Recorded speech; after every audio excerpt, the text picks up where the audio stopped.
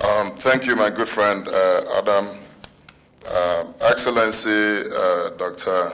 Lamini Zuma, the chairperson of the African Union Commission, Excellency the Minister of Science and Technology of our host country, Ethiopia, Madam Demitu Hambisa, my senior colleague, Dr. Carlos Lopes, Executive Secretary of ECA, Dr. Steve Kaizi Mugawa, who is Vice President at the Africa Development Bank. Excellencies, ladies and gentlemen, I'm pleased to join you today on behalf of UNDP Africa's Regional Bureau Director, Mr. Abdullah Mahdir, at the opening of this very important conference, the 9th African Economic Conference.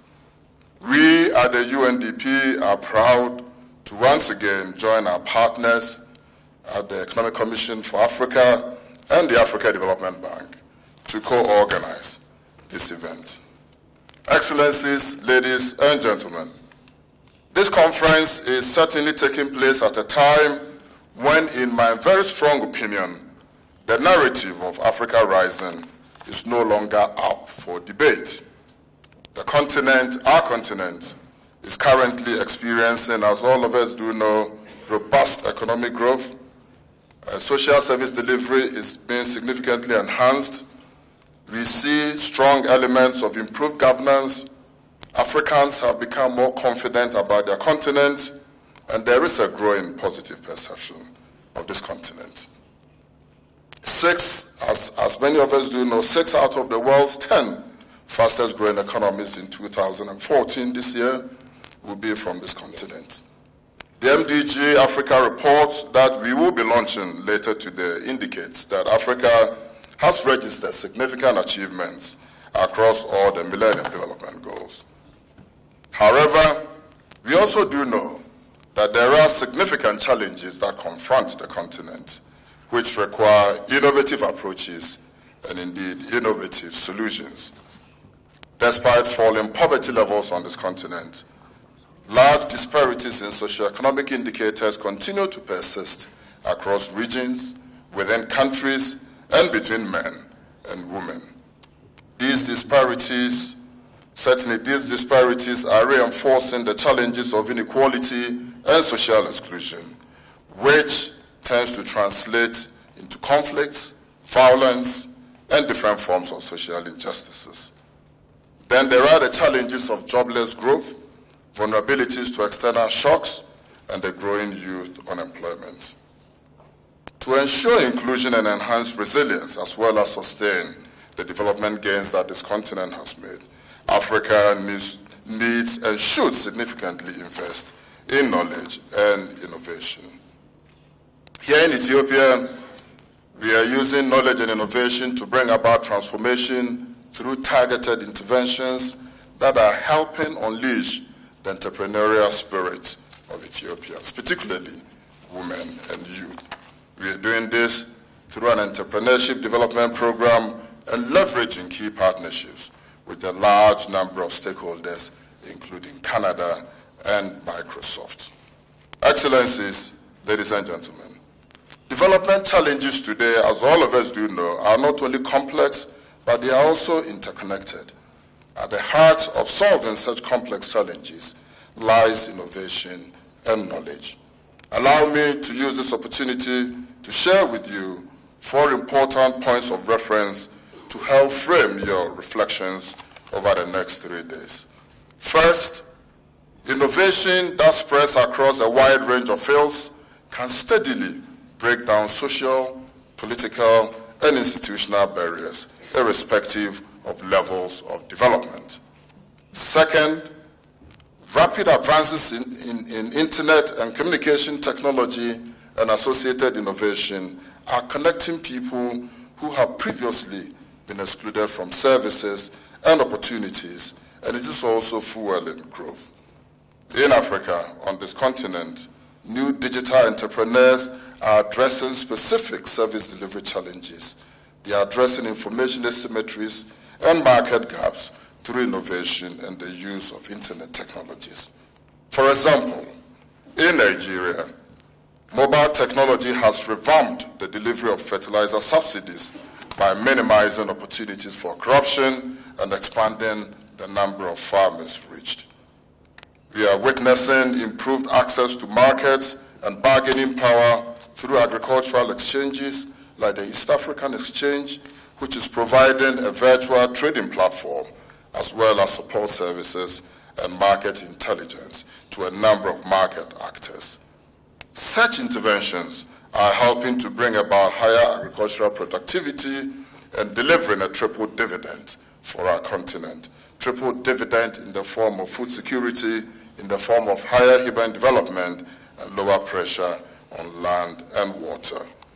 Third, new livelihoods and employment opportunities are emerging for young entrepreneurs and women from digital technology.